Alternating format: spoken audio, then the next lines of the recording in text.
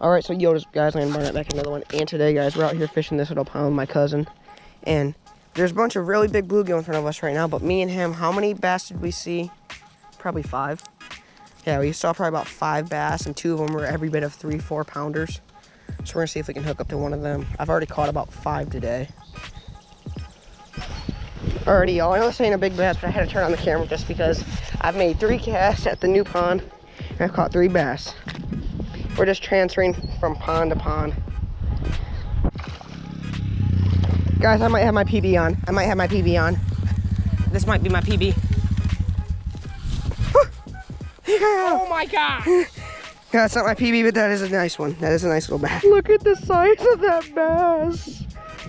Yes. Look at the size of her. That is a 3. That is every bit of a 3. Yes, that is a nice bass. Yeah, let's go. Alrighty, y'all, so here's the big one that I just caught.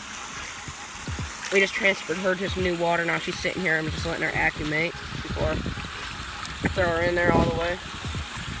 Toss her out there real quick. See you, Big Bertha. Okay, guys, has anyone ever seen this before? This is a bluegill, a really nice sized bluegill.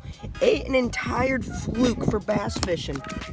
I mean, look how big that is compared to that bluegill. Like, how did that eat that? Wow.